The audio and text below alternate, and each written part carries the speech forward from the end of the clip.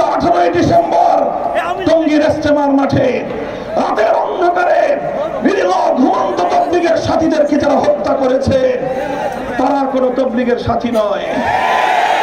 বাংলাদেশ বিরোধী ইসলাম বিরোধী চক্র 15টি বছর একজন সেবাদাসীকে দিয়ে, একজন কৃতদাসীকে দিয়ে বাংলাদেশের ক্ষমতার মসনদকে দখল করে রেখেছিল একটি ভিনদেশী শক্তি। তারা বাংলাদেশের জনগণের বিপক্ষে অবস্থান নিয়েছিল।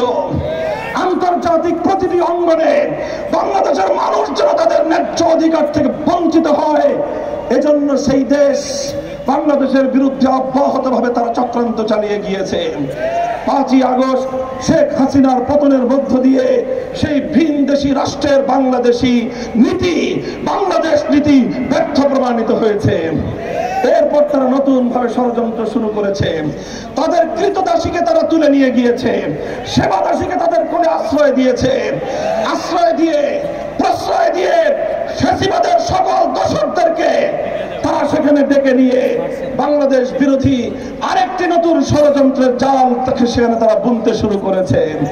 সেই ষড়যন্ত্রের ধারাবাহিকতায় আমরা দেখেছি ইসকনের আস্ফালন, বাংলাদেশের সাম্প্রদায়িকতার উস্কানি দিয়ে চট্টগ্রামের আদালতের, সরকারি আদালতের কর্মকর্তা শহীদ সাইফুল ইসলাম আলিফকে নির্মমভাবে জবাই করে হত্যা করা হয়েছে।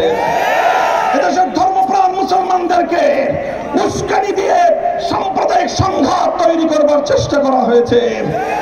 এদেশের ইসলাম প্রিয় জনতা, এদেশের ইসলামী নেতৃবৃন্দ তৌহিদি জনতাকে শান্ত থাকার আহ্বান জানিয়েছেন। এদেশের মানুষ শান্ত থেকেছে, কিন্তু ইসকনের ষড়যন্ত্র বন্ধ হয় নাই। যেভাবে ইসকনকে দিয়ে বাংলাদেশের বিরুদ্ধে তারা ষড়যন্ত্র চালিয়েছিল, একই সূত্রে গাথা রাতের অন্ধকারে বাংলাদেশের প্রাণ কেন্দ্র সচিবালয় অগ্নিকাণ্ডের মধ্য দিয়ে ফ্যাসিবাদ এবং তার দোসরদের সমস্ত অপকর্মের ডকুমেন্টস গুলো, প্রমাণগুলো তারা ধ্বংস করবার পায় তারা চালিয়েছে। মনে রেখো, বাংলাদেশ বিরোধী ভিনদেশী আধিপত্যবাদী শক্তি আগুন দিয়ে তোমরা ফাইলপত্র পুড়িয়ে ফেলতে পারবে। মানুষের হৃদয়ে তোমাদের প্রতি যে ঘৃণার আগুন জ্বলছে, সে আগুন তোমাদের আগুন নিভবে না।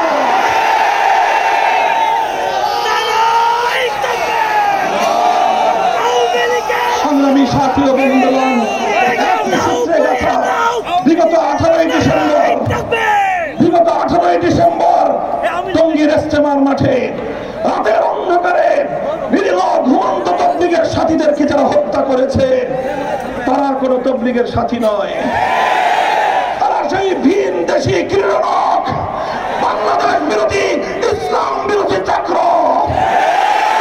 এক সুযোগে বাংলাদেশের মুসলমানদের মধ্যে রক্তক্ষয়ী সংঘাত বাঁধিয়ে দেওয়ার পায় তারা চালিয়েছে। এই সংঘাতের ষড়যন্ত্রকে আমাদের যে কোনো মূল্যে রুখে দাঁড়াতে হবে। সংগ্রামী সাথী ও বন্ধুগণ, আমি বলতে চাই, অনেক ষড়যন্ত্র পাড়ি দিয়ে, অনেক ষড়যন্ত্রকে মোকাবেলা করে, অনেক বুলেটের আঘাত সহ্য করে, অনেক গুম খুন হত্যাকাণ্ডকে পাড়ি দিয়ে, অজস্র মায়ের বুকের আহাজারিকে সঙ্গে নিয়ে, অনেক বিধবা নারীর স্বামীহারা আত্মনাথকে সঙ্গী করে, অনেক এতিমের আহাজারিকে নিয়ে আজ 2024 সালের পরে বাংলাদেশ নতুন ভাবে যাত্রা শুরু করেছে।